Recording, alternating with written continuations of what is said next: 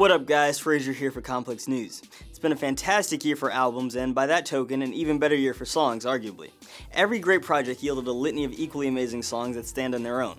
And of course there are loosies or singles that haven't found a home yet but still bang nonetheless.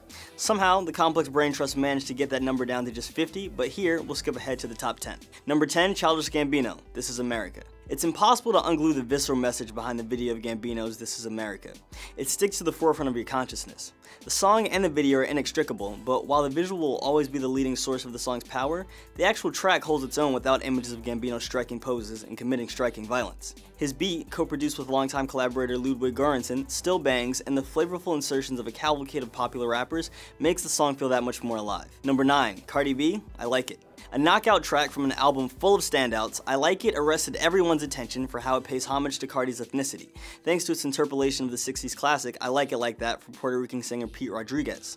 Latin stars Bad Bunny and J Balvin joined the sweltering summer party with verses entirely in Spanish, but you don't have to know the language to feel the exuberant, proud, braggadocious spirit of the song.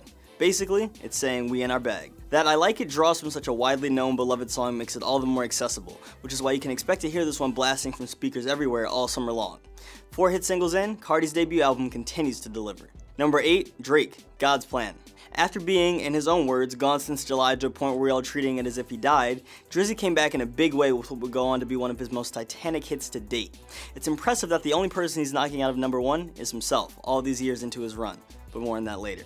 The beauty of Drake is the ease with which he does it. My Bed and My Mama I'm Sorry is IG caption catnip, and the melodies are perfectly suited for drunken, off-key sing-alongs. This song could have easily been a loosey toss-off, but now it's guaranteed to be the ace in his tracklist to give Scorpion monster first-week numbers. Number 7, Pusha-T, If You Know, You Know. Pusha wasted no time hitting us on the head with Daytona's intro track. If You Know, You Know features classic push bars that'll make suburban kids run to the Genius annotation section to give their recent Google some street cred. Little do they know, only those in the know can truly appreciate the game Push is dropping on this thing.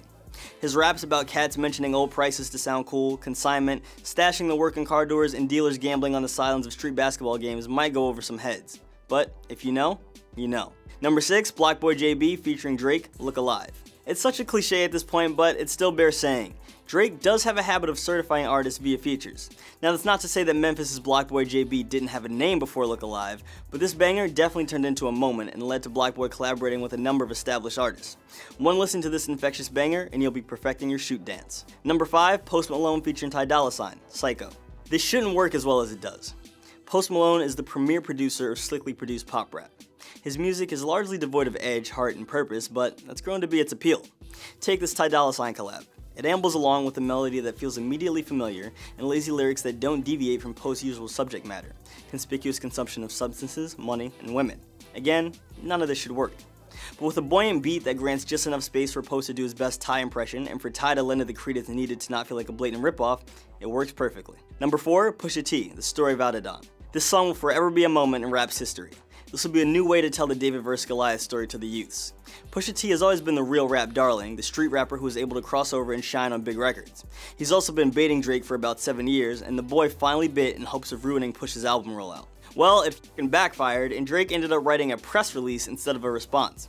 All this after he milked the Meek Mill thing for all it was worth. It's not fun when you're on the other side of a very public L, is it? Number 3, J-Rock, Kendrick Lamar, and Future, King's Dead. On a soundtrack stacked with hits, on a collab stacked with shooters, King's Dead takes the cake thanks to Future's Bananas bridge. Dupre Future is the best Future, and he's never truer to form than when he's detailing the things he's freaked and interpolating Juicy J as he maniacally rasps la-di-da-di-da, slob on me knob. The perverted nursery rhyme instantly spawned unsavory memes. The only thing close to it is the beat that J-Rock meticulously weaves and bobs between. The song's second shift feels like a nosedive into an underworld where Kendrick is violently rapping for his life. Number 2, Sway Lee featuring Young Thug, Offshore. As soon as Young Thug opens Offshore with his best Percy Sledge impression, you know it's going down. The best track of Swaycation and Shrimp 3 is also one of the best of the year so far because it presents a platform for 2 of hip-hop's unconventional singers to show and prove why they're elite. It's just as much Thugger song as it is Sway Lee's, but that's not a bad thing. It speaks to Sway's willingness to share the spotlight. The 2 voices weave in and out of one another, floating over a simple but evocative 808 that makes it the perfect candidate for the whip test.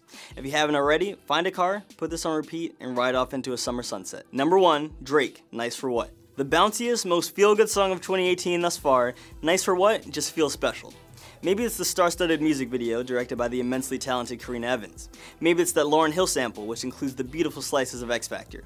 Drake gave us a summer banger that simultaneously helps us put men in their place and signal to our friends that it's time to report to the dance floor. So go to complex.com to see the full 50 and let us know what you think of our picks and ranking in the comments, where we'll pretend to care. For Complex, I'm Frazier.